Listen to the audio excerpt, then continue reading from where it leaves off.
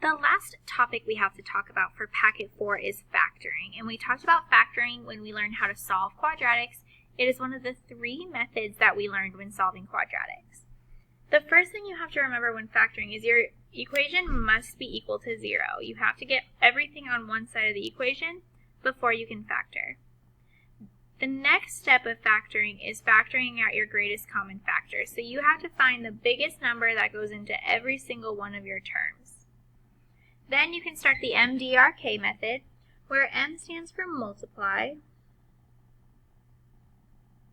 And you're going to be multiplying A times C.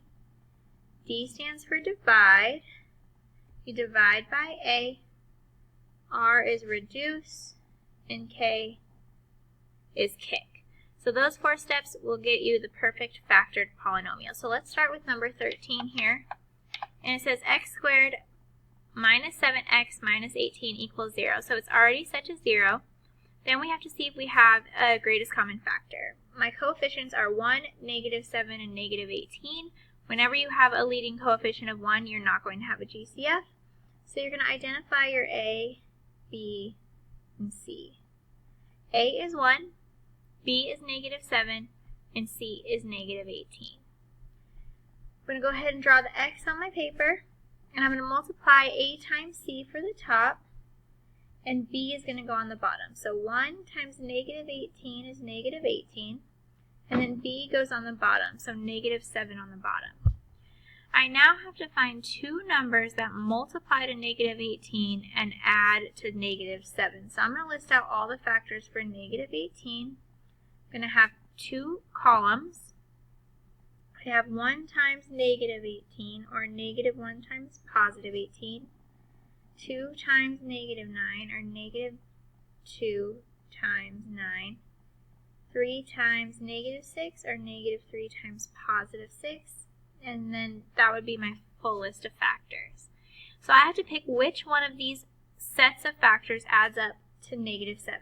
1 plus negative 18 is negative 17.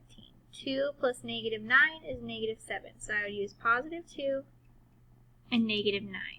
So now I'm going to write out my temporary factors. I have x plus 2, x minus 9. When A equals 1, you can be done. That would be my final answer. Alright, let's go ahead and work number 14. Check to see if it's equal to 0. It is equal to 0.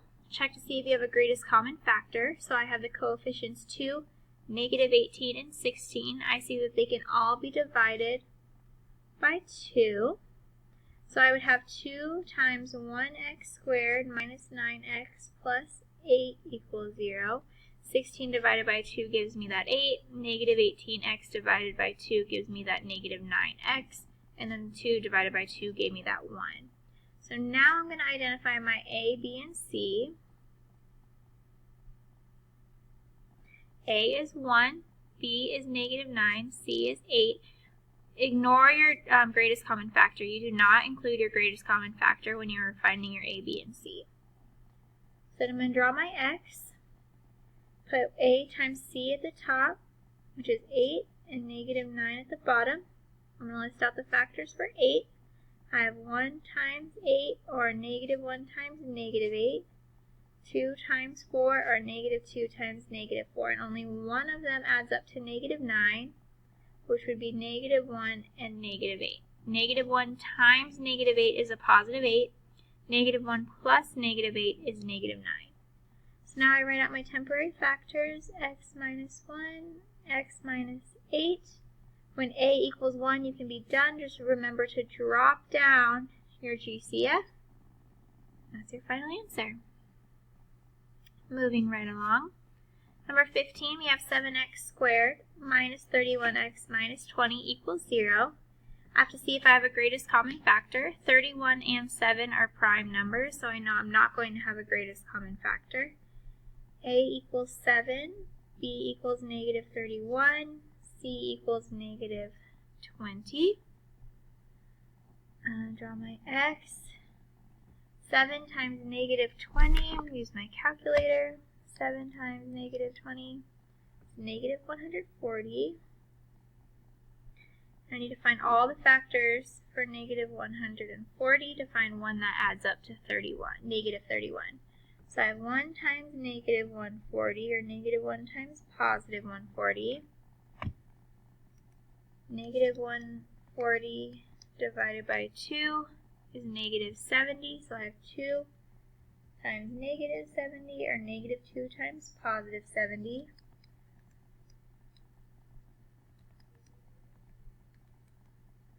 Negative 140 divided by 4 is negative 35, so 4 times negative 35, or negative 4 times positive 35, and I can already see that that's going to be my winner. 4 plus negative 35 gives me that negative 31. So I'm going to use positive 4, negative 35. So I have x plus 4, x minus 35. Now, a did not equal 1 this time, so I cannot be done. When a does not equal 1, you have to use your d, r, and k steps. So I'm going to divide both by a. See if either one of these can be reduced. 4 over 7 cannot be reduced. 35 over 7 is 5. So this stays 4 over 7. This becomes x minus 5. Oh, froze. Sorry about that glitch. I don't know what happened. But when you reduce the fractions, 4 over 7 can't be reduced. Negative 35 over 7 is reduced to negative 5. Once you're reduced, your last step is to kick. So you're going to kick this 7 out in front. So you have 7x plus 4 times x minus 5 is the factor form. Alright, the very last one we're going to do is, the first thing we have to do is get this equal to 0. So I'm going to subtract 54 from both sides. 54 is not a like term to 15x squared or 3x. This should be an x. So we're going to keep it as a constant. So we're going to have 15x squared minus 3x minus 54 equals 0. Next step is to find your greatest common factor. 3 goes into all of these, so I'm going to divide all of them by 3. When you do that, you get 3 times 5x squared minus 1x minus 18 equals 0. A equals 5, B equals negative 1, C equals negative 18. When you draw your X on your paper, you put A times C at the top, B at the bottom.